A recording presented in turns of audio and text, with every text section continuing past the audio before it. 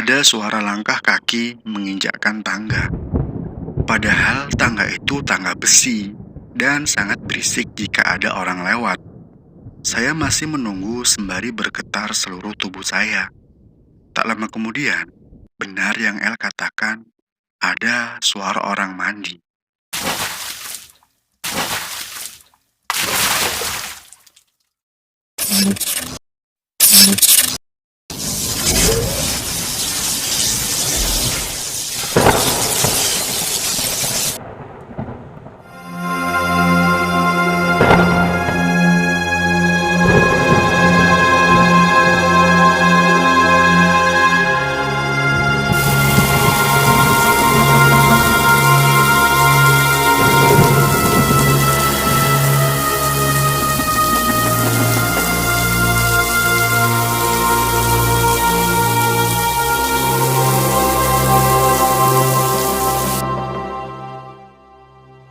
Assalamualaikum warahmatullahi wabarakatuh. Selamat malam semuanya, selamat pagi dan selamat siang juga untuk kalian pendengar cerita horor siang-siang. Gimana kabarnya? Semoga selalu sehat dan diberikan rezeki yang lapang. Kembali bersama saya Indra di Lepas Tengah Malam, sebuah channel yang membahas serta menceritakan kejadian mistis dan cerita horor yang berdasarkan cerita nyata. Cerita ini berasal dari Mas Jabang Tutuka dari tweetnya di Facebook. Cerita ini merupakan salah satu cerita terpanjang yang saya bacakan, jadi akan dibagi nanti jadi 2 bagian atau 2 part. Tak bosan-bosan saya ingetin buat kalian yang suka dengan cerita horor, jangan lupa like, subscribe, dan nyalakan loncengnya, karena Lepas Tengah Malam bakal terus menemanimu dengan cerita horor yang menarik untuk disimak.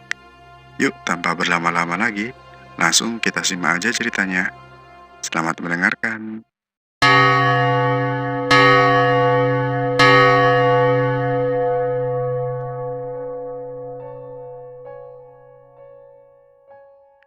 Akibat pembalut wanita. Halo semuanya, izinkan saya bercerita kali ini di sini. Maaf jika tulisan saya tak baik karena memang saya bukan penulis. Cerita ini saya alami di tahun 2012. Sebelumnya, saya pernah menulis cerita ini di salah satu media sosial pada tahun 2017. Mungkin salah satu dari kalian ada juga yang pernah membacanya. Perkenalkan, kami adalah pasangan yang baru jadian dan saling mencintai. Nama saya sebut saja Adi, dan pacar saya panggil saja El. Di awal pacaran, saya adalah orang yang selalu ada untuk dia, dan selalu mengantar jemput dia selama dia kerja. Saya sendiri bekerja sebagai pedagang dan freelance, jadi cukup fleksibel waktu saya. 6 bulan sudah kita jalani hubungan ini, dan El tiba-tiba memutuskan untuk kos. Alasannya karena kasihan melihat saya yang jauh, tiap hari bolak-balik antar jemput dia. Rumah saya di Cihamplas, Bandung, dan El di Bojong Soang. Padahal saya tak pernah mengeluh untuk mengantar jemput dia. Dan kebetulan lokasi kos yang dipilih El adalah daerah Cipaganti. Alasannya adalah biar dekat dengan rumah saya. Jadi kalau ada apa-apa gampang katanya. 3 bulan dia kos di sana, akhirnya dia memutuskan untuk pindah kosan. Dan sudah jadi tugas saya untuk mencari tempat yang baru. Akhirnya saya pun mencarikan tempat kos untuk dia di daerah Cihamplas. Beberapa kosan saya datangi, dan akhirnya saya menemukan kos yang menurut saya bagus dan nyaman untuk El. Jaraknya sekitar 1 kilometer dari rumah saya.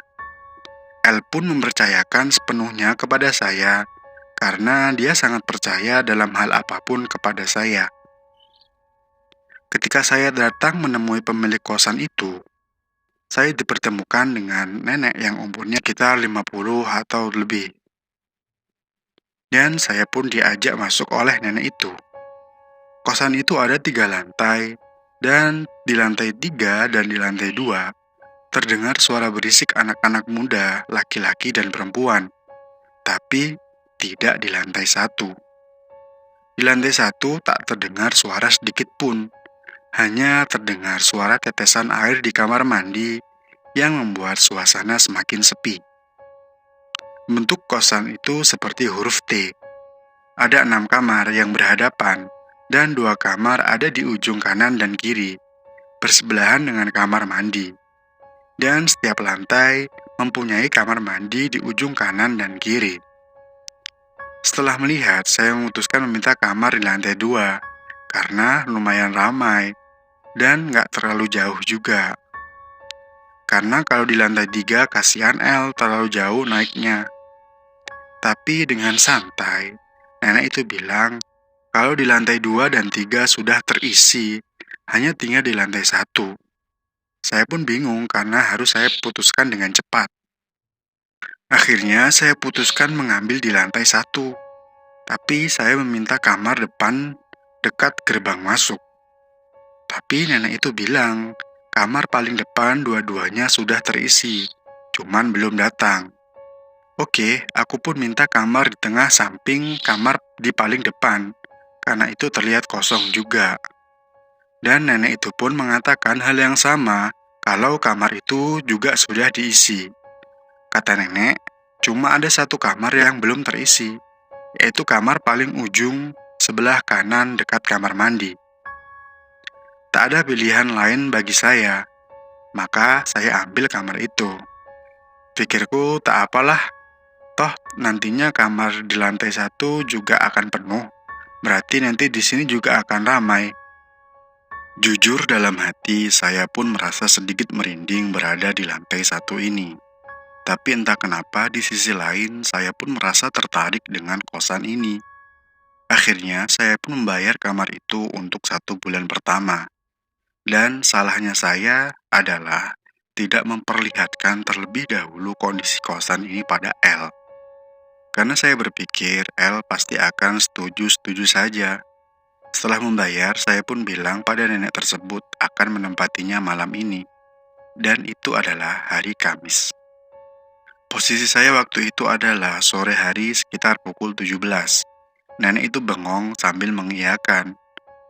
Pandangan nenek itu masih saya ingat sampai sekarang.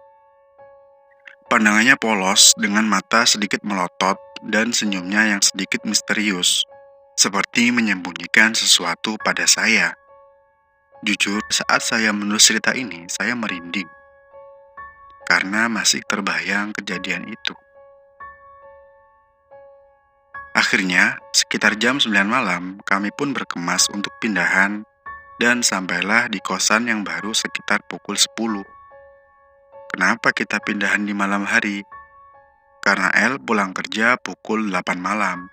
Lanjutlah kita menurunkan barang-barang. Saya dibantu oleh 2 teman saya, dan El hanya membawa barang yang ringan-ringan saja.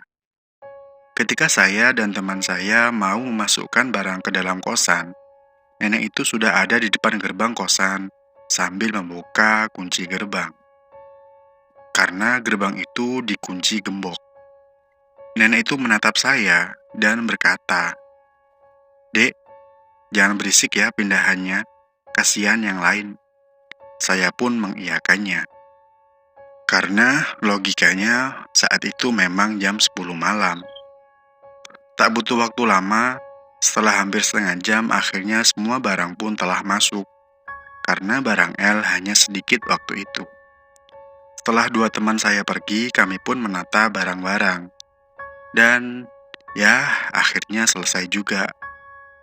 Sambil duduk, saya menatap wajah El. Kenapa dia nggak seceria sewaktu menempati kosan sebelumnya? Pikir saya mungkin dia lelah karena pulang kerja juga. Sambil merokok, saya teringat kembali dengan perkataan si nenek tadi. Sewaktu dia bilang, jangan berisik, kasihan yang lain. Saya pun merasa sedikit aneh. Kenapa nggak boleh berisik ya? Di lantai 1 kan cuma ada kita, dan kamar yang lain itu kosong. Terus di lantai 2 dan 3 malahan berisik banget. Tapi ya udahlah, saya nggak mau mikir macem-macem. Kita pun akhirnya ngobrol sambil melepas lelah. Dan akhirnya El pun menanyakan kepada saya, "Yang, kenapa kamu pilih kosan di sini?" Tanya El. "Ya, karena nyaman aja sih menurut aku," jawabku. L pun merengutkan wajahnya seperti ada yang mau dikatakan pada saya, tapi dia takut untuk mengatakannya. Setelah lama kita ngobrol, akhirnya aku pun berpamitan pulang pada L. Tapi tak seperti biasanya, L meminta saya untuk menginap malam ini. Saya heran, karena di kosan yang sebelumnya, ia tak pernah meminta saya untuk menginap. Akhirnya saya pun mengiyakan karena L saat itu memelas sekali wajahnya. Karena L saat itu cepat sekali tertidur, dan saya yang masih terbangun hanya merokok sambil menonton TV. Tak terasa waktu pun menunjukkan pukul 2 pagi. Dan jujur aja, suara tetesan air di kamar mandi sebelah kamar saya itu sangat mengganggu.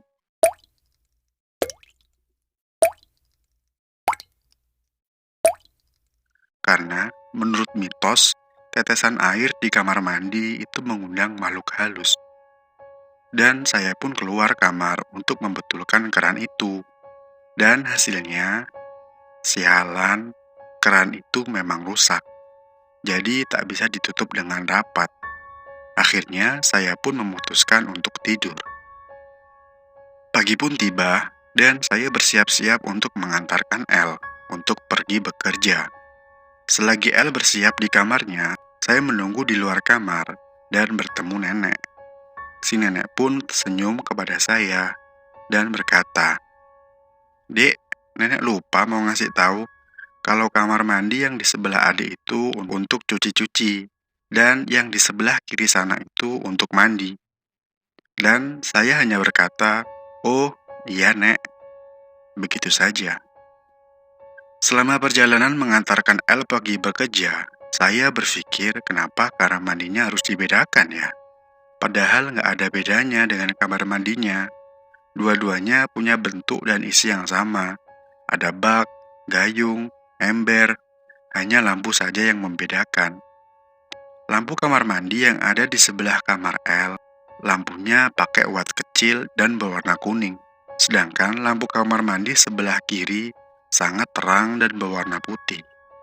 Saya pun mulai heran dan ingin menanyakan, tapi ya udahlah, saya nggak mau ambil pusing. Di hari kedua, L tak lagi merengek untuk minta ditemani. Pikir saya mungkin dia udah mulai nyaman dengan kamar barunya. Saya pun pulang, dan kita hanya ngobrol di BBM sampai dia tertidur.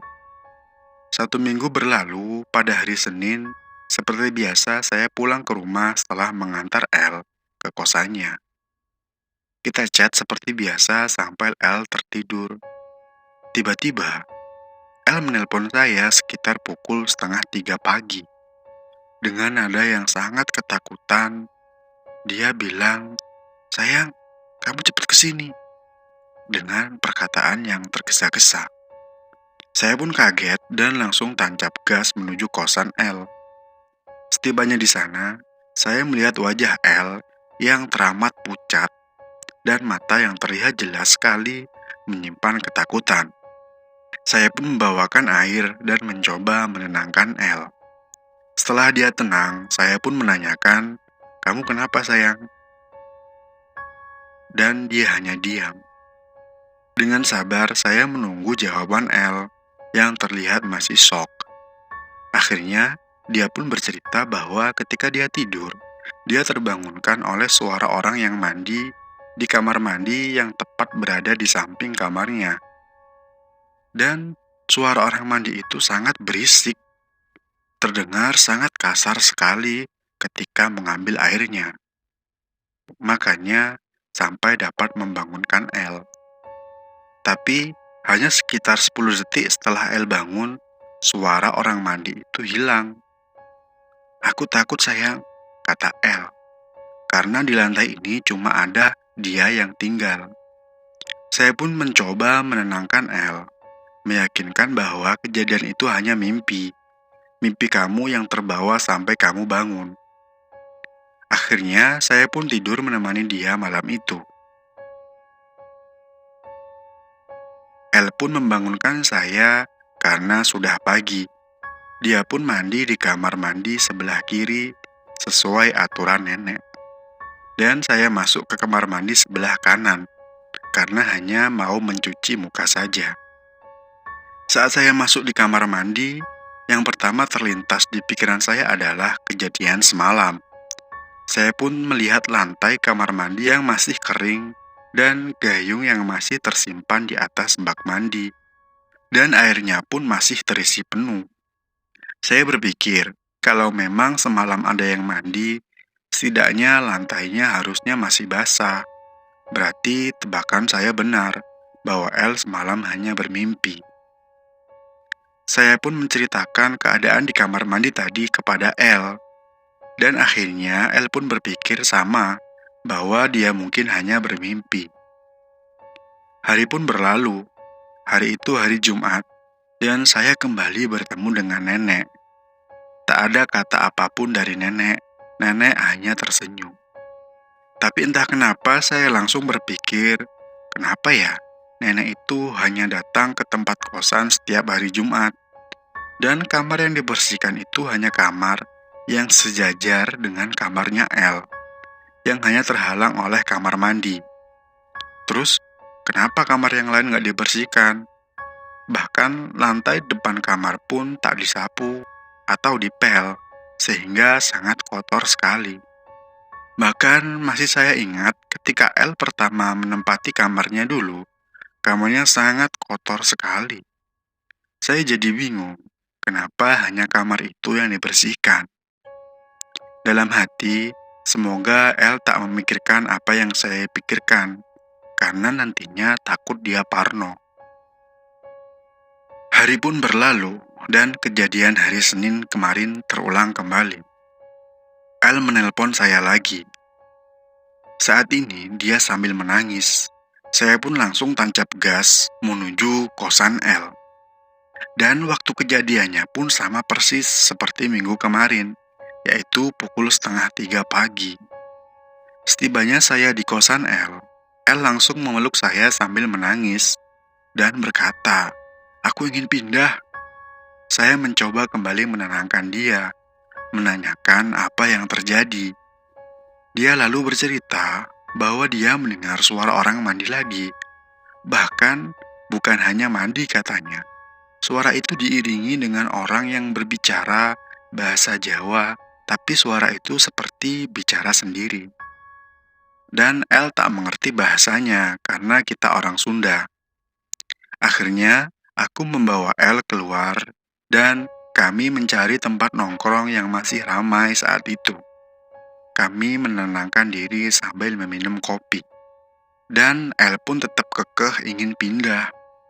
Aku pun mengiyakan keinginannya dengan syarat, "Kamu sabar ya, agar aku bisa mencari kosan yang lebih baik." Dia pun setuju, tapi dia meminta agar saya menemani dia tidur selama belum menemukan kosan yang baru. Saya pun mengiyakan. Hari Jumat, seperti biasa di pagi hari, saya bertemu kembali dengan nenek. Dan benar, dia hanya membersihkan kamar yang itu saja. Saya memberanikan diri untuk menanyakan, karena kesal juga kenapa hanya membersihkan kamar itu, dan ingin menanyakan juga mana penghuni yang lain yang katanya udah booking kamar-kamar di lantai 1. Saya mendatangi nenek yang ada di dalam kamar itu, dan ketika saya masuk ke kamar,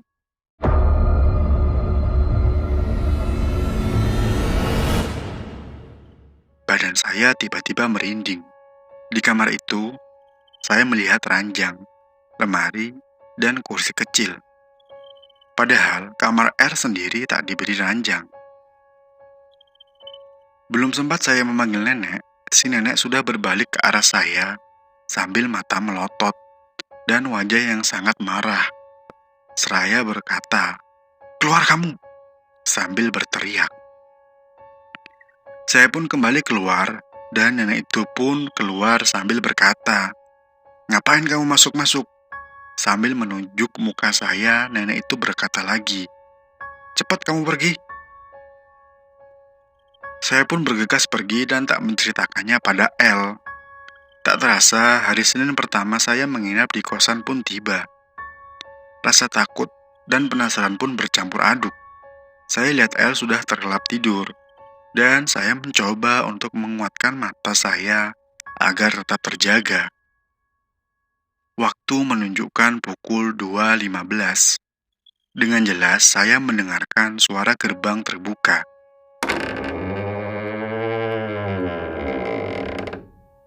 Saya hanya berpikir itu adalah anak yang kos di lantai 2 atau 3.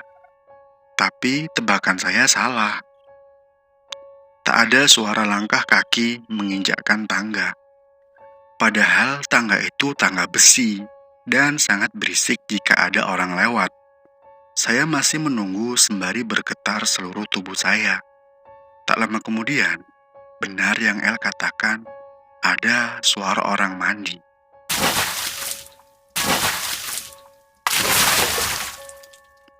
Tak hanya itu, suara itu diiringi rintihan suara wanita yang meringis kesakitan dan sepertinya sangat sakit sekali. Keringat saya pun bercucuran, padahal kalian tahulah udara di Bandung itu seperti apa, apalagi waktu malam.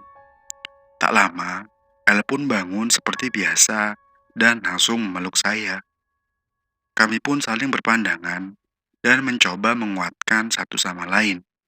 Karena jujur saya pun merasa takut setakut-takutnya. Tak lama suara mandi itu berhenti. Kami pun lega. Tak lama kemudian, terdengar suara seseorang mengetuk pintu kami. Kami pun kaget dan hanya bisa diam di pojok kamar sambil berdoa. Suara orang mengetuk pintu itu semakin keras, diiringi suara badan yang sesekali jatuh ke ubin. Seperti orang yang ingin berdiri, tapi jatuh lagi. Tak lama kemudian, suara itu pun hilang, dan kami yang ada dalam kamar hanya bisa berdoa dan saling menguatkan. Setelah kejadian itu, kami tak tidur sampai pagi. Tenang rasanya melihat matahari terbit. Setelah terang dan ada beberapa orang di lantai atas yang turun untuk membeli sarapan atau beraktivitas, kami pun berani keluar. Dan saya pun memberanikan diri untuk melihat kondisi kamar mandi tersebut. Dan hasilnya, kamar mandi tersebut tetap kering seperti tak ada terjadi apa-apa. Kemudian saya masuk ke kamar mandi sebelah kiri. Saat itu juga, kamar mandi yang saya masuki menjadi bau anyir yang sangat menyengat. Tak berlama-lama saya keluar, tapi anehnya El tidak mencium sedikit pun bau anyir tersebut. Setelah kejadian tersebut, saya memutuskan untuk mempercepat mendapatkan kos yang baru, dan saya pun dibantu oleh teman saya mencari kosan yang baru. Akhirnya, saya pun menemukan kos-kosan baru dan sangat-sangat lebih baik dari segi bangunan, suasana, dan penghuninya yang sangat ramah. Dan letak kosan itu pun tak jauh, hanya berada sekitar 200 meter dari kosan El. Tak pikir panjang, saya pun langsung membayar uang sewa kos. Tapi sialnya, kosan yang baru bisa ditempati hari Rabu depan, menunggu penghuninya pindah. Akhirnya, di saat pulang menjemput El kerja, saya pun membawa El ke tempat kosan yang baru agar dia lihat. Dan syukurlah, dia cocok dan terlihat sangat sumringah. Tapi ada yang mengganjal di hati kami, karena El baru bisa pindah di hari Rabu depan. Yang artinya, kami harus melewati 1 hari Jumat dan 1 hari Senin lagi di kosan yang sedang kami tinggali. Akhirnya, saya pun membujuk El untuk pulang ke rumahnya. Tak apalah, saya bolak-balik jauh ke rumah dia untuk antar jemput. Tapi dia menolak dan berkata, "Gak apa-apa, aku di kosan aja, karena kayaknya hantu itu datangnya hari Senin aja." Saya hanya menggelengkan kepala sambil mengiyakan. Pulanglah kami ke kosan dengan perasaan tegang. Dan benar kata El, Setelah itu, sampai esok harinya memang tak terjadi apa-apa, tapi tidak di malam Jumat. Di malam itu, kami sudah tertidur lelap dan tiba-tiba kami terbangun oleh suara yang tak lain tak bukan adalah suara orang mandi muncul kembali dan sangat keras cara mengambil airnya. Seperti orang yang sedang buru-buru dan diiringi rasa kesakitan. Saya mencoba menyalakan HP dan memutar lantunan ayat kursi yang saya download tadi siang. Saya colokin ke speaker dan sedikit saya keraskan suaranya. Dengan penuh rasa takut, saya pun memberanikan diri untuk mengintip di lubang kunci.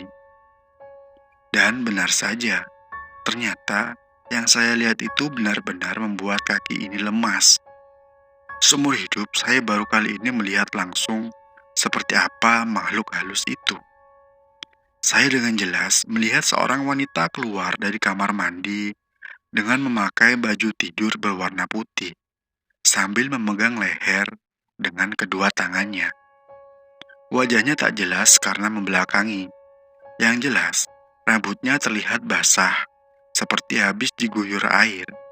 Dan benar, ternyata wanita itu masuk ke dalam kamar yang nenek itu sering bersihkan. Saya pun beranjak dari pintu menuju atas kasur dengan mulut yang sulit sekali untuk terbuka. Saya mencoba menenangkan diri kembali, lalu saya bercerita pada El tentang apa yang saya lihat. Seperti biasa, matahari dan suara teman-teman di kosan membuat kami sangat lega. Dan di pagi hari, ketika kami hendak keluar, kami kembali bertemu nenek. Dan si nenek menunjukkan wajah sinisnya pada kami sambil berada di dalam kamar itu. Kami pun mempercepat jalan kami dan cepat-cepat untuk pergi. Di siang harinya, saya mendapatkan pesan dari El bahwa ia pulang lebih cepat, yaitu pukul 3 sore. Saya pun berangkat menjemput dia dan kembali membujuknya untuk pulang dulu ke rumahnya. Tapi jawabannya kembali membuat saya kesal, karena dia tetap ingin di kosan. Saya pun mulai kesal, tapi belum saja saya memarahi dia sudah berkata. Dia bilang, kita pulang ke kosan dulu aja. Nanti malam jam 9 malam, aku mau dijemput sama temanku Mindy untuk nginep di rumahnya. Jawaban itu membuat saya tenang, karena dengan begitu, saya pun akan pulang ke rumah saya sendiri. Tibalah kami di kosan pukul 4 sore. Entah kenapa, kami sangat ngantuk. Mungkin karena lelah, dan akhirnya kami pun tertidur pulas. Tak terasa, saya pun terbangun di pukul 8 malam, dengan kepala yang pusing, hati yang tak enak, dan badan yang lengket karena belum mandi. Hati saya sangat nggak karuan, karena memang kalau tidur melewati maghrib itu, memang pamali kata orang tua. Akhirnya, saya pun membangunkan El, karena dia masih memakai seragam kerjanya, dan juga jam 9 malam dia akan dijemput temannya untuk menginap di tempat temannya. Ketika saya bangunkan El, yang terjadi adalah dengan suara keras, El tertawa dengan mata melotot. Serentak saya loncat ke belakang karena kaget. Setelah itu, El membalikkan badannya menjadi posisi bersujud sambil menangis dan tertawa. Saya yang ketakutan menjadi panik karena tak mungkin juga meninggalkan El. Akhirnya, saya pun teriak minta tolong sambil membuka pintu. Untungnya ada anak-anak kamar atas yang mendengar dan turun. Dan mereka membantu memegangi El yang meronta-ronta. Dan kata-kata yang keluar dari mulut El yang masih saya ingat sampai saat ini adalah, "Tak akan kulepaskan sebelum datang ke makamku." Akhirnya, salah satu dari anak kosan pergi, dan tak lama kemudian datang dengan nenek yang membawa beberapa lembar sapu lidi. Dan si nenek pun menempelkan sapu lidi tersebut ke badan L. Akhirnya, L pun terbujur lemas sambil menangis. Saya pun memeluk dia. Setelah kejadian itu, nenek pergi tanpa mengucapkan apapun. Dan L diberikan minum sambil ditemani oleh beberapa anak perempuan di kosan itu. Saya pun keluar kamar dan bergabung dengan anak laki-laki yang lain. Yang di wajah mereka sudah terlihat jelas ingin banyak menanyakan sesuatu pada saya. Dan saya menceritakan semua kejadian yang saya alami. Mereka terlihat shock karena kata mereka tak pernah ada kejadian seperti ini sebelumnya. Memang, kamar di bawah selalu kosong, kata mereka. Dan kalaupun ada yang mengisi, nggak pernah lama. Tak lama, Mindy pun datang untuk menjemput L. Dan dia pun pergi bersama Mindy. Saya pun berpamitan pulang kepada teman-teman kosan. Dan di hari Sabtu, seperti biasa, saya menjemput L. Kali ini dia nurut untuk pulang ke rumah. Karena saya bilang, biar saya aja yang ngurus pindahannya nanti. Kamu nanti tinggal tempati kosan yang baru. Kamu nggak usah balik lagi ke sana, kata saya. 2 hari berlalu. Saat itu hari Senin. Ada salah satu teman lama saya menghubungi saya. Dan kami saling bercerita di telepon. Dan baru saya ingat bahwa rumah teman saya itu nggak jauh dari tempat kosan angker yang L tempati. Saya pun berniat datang ke rumah teman saya itu. Dan akhirnya setelah mengobrol kesana kemari, saya baru bilang bahwa pacar saya itu kos daerah sini juga. Di mana? Tanya teman saya. Tuh di dekat pintu masuk jalan sini, jawab saya. Dia pun mengerutkan dahinya. Padahal saya belum bercerita apa-apa tentang kejadian yang saya alami. Tak lama, dia mengajak menunjukkan kosan itu. Kebetulan sekali karena saya pun mau ke sana, karena ada barang yang mau saya ambil di kamar kos. Tak lama kami berjalan, sampailah kami di kosan tersebut. Saat itu teman saya hanya menatap mata saya. Yuk, masuk, ajakku pada temanku. Serius ini kosannya? Kata dia. Iya benar, kataku. Kami pun berjalan masuk. Teman saya terlihat ketakutan sekali ketika memasuki gerbang kosan. Apalagi ketika melewati kamar yang sering dibersihkan nenek itu. Dia terlihat berjalan menjauhi dari kamar itu dan seolah-olah tak ingin melihatnya. Saya pun mengambil barang saya di dalam kamar L. Dan teman saya dengan buru-buru mengatakan, "Yuk cepet, jangan lama-lama." Dari matanya terlihat jelas perasaan takut. Dan seperti ada yang ingin dia sampaikan pada saya. Karena emang suasana kosan itu di siang hari pun sangat menyeramkan. Sangat sepi, seperti lorong rumah sakit. Ketika sudah di luar, tanpa saya tanya, teman saya langsung bercerita dan menyuruh saya untuk segera pindah dari situ. Teman saya bercerita bahwa kosan itu adalah tempat bunuh diri seorang mahasiswi di tahun 95. Dan yang lebih mengagetkan lagi, kamarnya itu adalah kamar yang ada di sebelah kamar L, yaitu kamar yang sering dibersihkan oleh si nenek. Dan perabotan yang ada di kamar itu adalah perabotan kamar wanita yang bunuh diri itu, yang sudah coba dibuang, tapi malah menghantui pemilik kosan. Akhirnya disimpanlah di situ. Dan kamar mandi yang ada di sebelah saya adalah di mana wanita itu sering disiksa oleh pacarnya sebelum dia menggantung diri.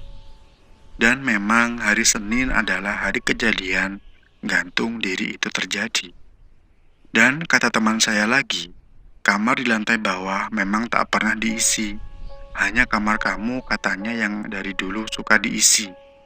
Selebihnya suka dikosongkan. Dan kenapa hari Jumat? Teman saya pun gak tahu persis kenapa. Yang jelas, jika kamar itu lupa dibersihkan di hari Jumat, arwahnya suka menampakkan diri di depan gerbang kosan kepada warga. Dan nenek tersebut adalah orang yang bisa mengendalikan arwah gentayangan tersebut. Dan dia bukan pembantu di kosan itu. Nenek itu hanya membersihkan kamar itu. Sudah lama pemilik kosan tersebut mempercayakan pada nenek, karena arwah itu tak mau pindah dari tempat itu. Dan baru saya ingat bahwa saya pun dulu sempat mendengar kejadian bunuh diri itu. Tapi karena saya masih kecil, saya jadi lupa. Di hari Rabu siang, saya pun dengan beberapa teman membantu pindahan dari kosan itu membawa barang-barang L. Setelah semuanya selesai, saya pun menjemput L dari rumahnya dan membawanya ke kosan yang baru, yang lebih baik. Saya pun menceritakan apa yang saya dengar dari teman saya tersebut pada L.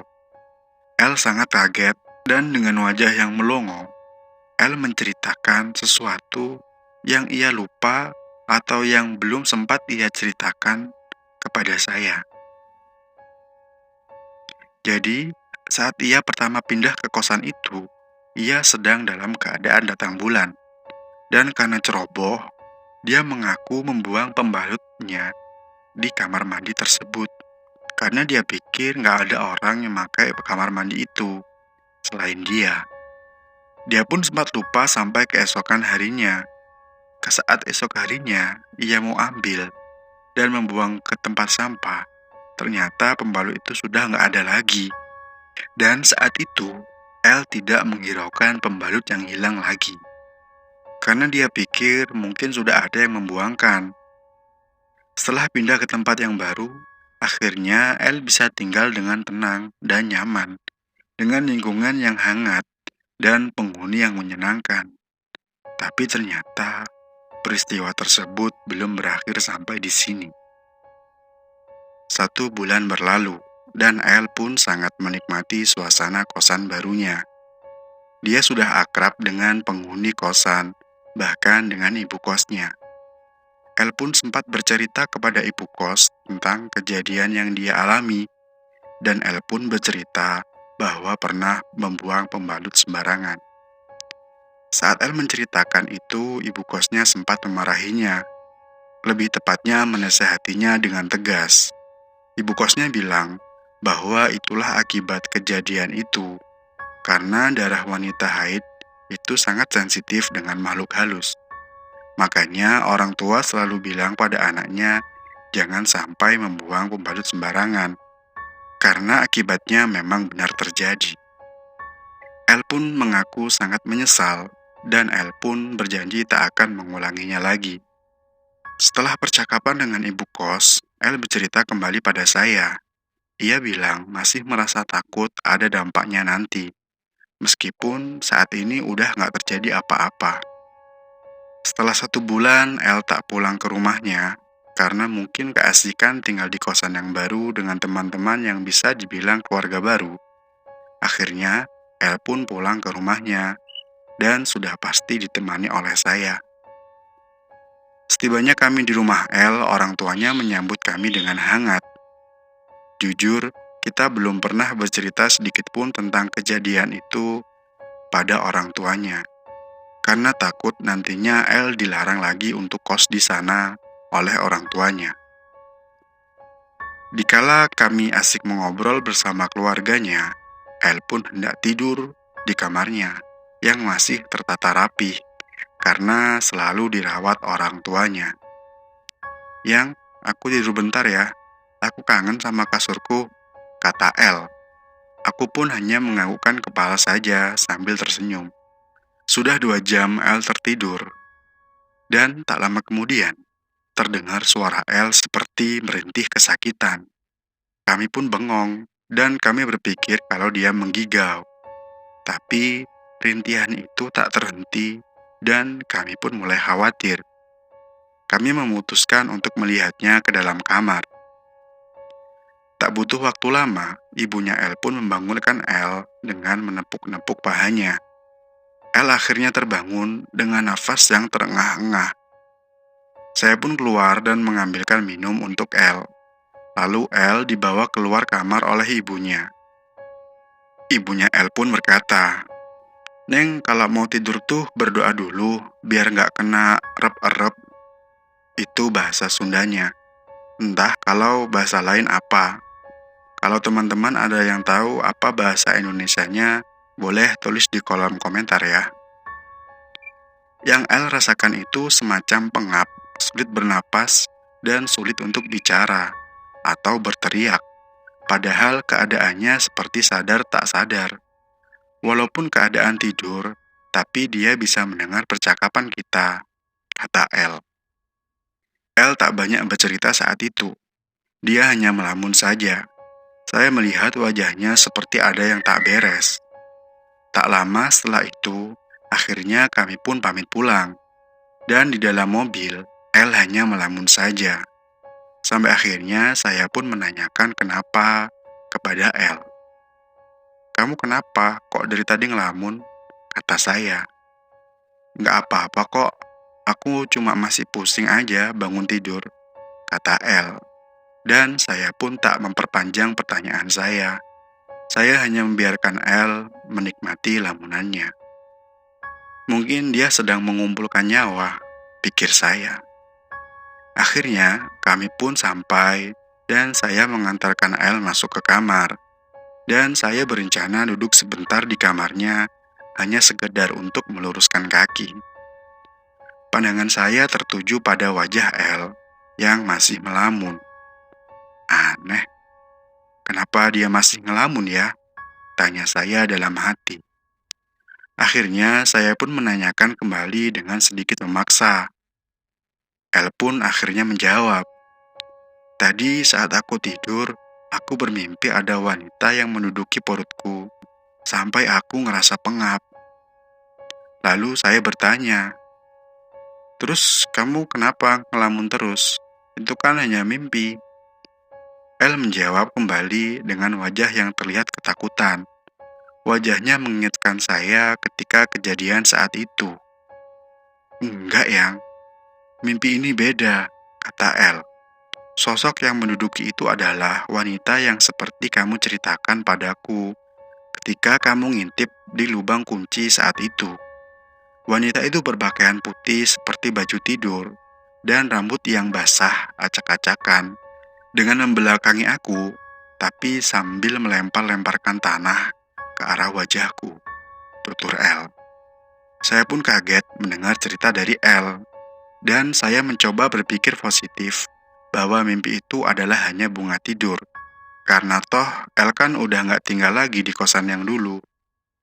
Saya pun meyakinkan El bahwa itu cuma mimpi. Setelah lama kita berbicara, saya pun pulang. Untungnya, tak sedikit pun terlihat dari wajah El rasa takut dari wajahnya ketika setelah saya meyakinkan bahwa itu hanyalah mimpi. Saya pun pulang dengan tenang, karena di kosan El sangat ramai dan hangat suasananya. Setibanya saya di rumah, saya pun jadi berpikir tentang mimpi yang El alami. Meskipun saya ingin berpikir positif, otak saya selalu berpikir negatif. Dan, ya Tuhan, saya baru ingat bahwa hari ini adalah hari Senin. Jantung saya pun jadi berdegup kencang, kembali mengingat kejadian saat itu. Saya pun berdoa semoga tak terjadi apa-apa pada El. Dan syukurlah di pagi hari saya dapat BBM dari El bahwa keadaan normal-normal saja. Dan saya pun bergegas menuju kosan El untuk mengantarkannya kerja seperti biasa. Dan El sudah tak terlihat melamun lagi. Hari pun berlalu. Saat itu hari Minggu, dan tiba-tiba HP saya bunyi. Ternyata ibunya El yang menelpon, dan mulailah percakapan kami. "Adi, lagi di mana kamu? Lagi sama El apa enggak?" tanya ibu. "Enggak, Mah, saya lagi di rumah," kataku. "Oh, baguslah. Kamu bisa kesini enggak? Tapi kamu jangan bilang El ya. Kalau Mama nyuruh kamu kesini, kamu sendiri aja ya," kata ibu. "Baik, Mah, saya ke situ sekarang," kataku. Saya tak bisa menolak perkataan Mamah L. Maklum, karena beliau adalah calon mertua saya. Hehehe. Tak butuh waktu lama, saya pun tiba di rumahnya L. Dan saya pun dipersilahkan masuk oleh mamanya L dan disuguhi teh hangat. Karena memang saat itu hujan, jadi teh itu cukup membuat tubuh saya hangat. Tak lama kemudian, mamanya L duduk di depan saya dengan menatap mata saya. Saya pun menjadi takut dan berpikir, apakah ada yang salah pada saya? Dan apakah saya akan dipisahkan dengan L? Akhirnya percakapan pun dimulai. "Adi, L apa kabarnya? Apa dia baik-baik aja?" tanya Mama. "Baik, Mah. Malahan baik banget," kataku. "Apa ada terjadi sesuatu sama L? Atau kalian?" tanya Mama. Dengan bingung saya menjawab, "Enggak tuh, Mah. Emangnya kenapa, Mah?" Sepulangnya kalian waktu itu, Mamah mendengar suara kaki berjalan di kamar L, seperti orang bolak-balik dan dengan keras menginjakkan kakinya ke lantai dengan suara tertawa kecil. Dan jelas, itu suara wanita, kata Mama. Saya hanya melongo kebingungan dan tak berkata-kata, hanya membayangkannya saja bulu kuduk saya pun merinding. Tatapan saya langsung tertuju pada pintu kamar L yang masih tertutup. "Apa yang udah kalian lakukan? Gak usah takut sama Mama," kata Mama. Saya pun akhirnya tak bisa menyembunyikan kejadian saat itu. Dan akhirnya saya pun menceritakan semua kejadian sebenarnya pada Mama. Mama menunjukkan wajah kaget, tanpa kata. Setelah lama terdiam, akhirnya Mama berbicara. "Kenapa kalian gak bilang sama Mama?" kata Mama dengan nada marah. Saya pun hanya terdiam, berusaha menjelaskan.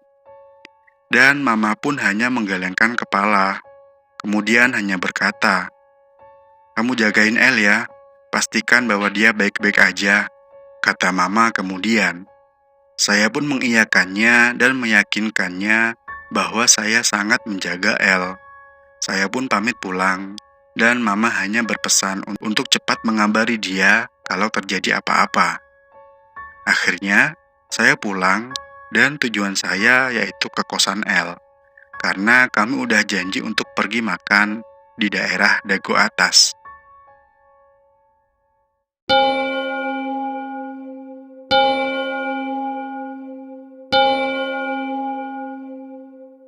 Demikian cerita kali ini udah selesai.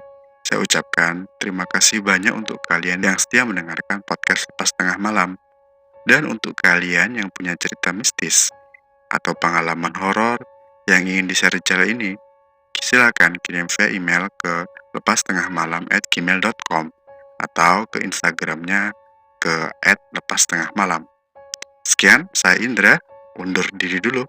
Terima kasih. Wassalamualaikum warahmatullahi wabarakatuh.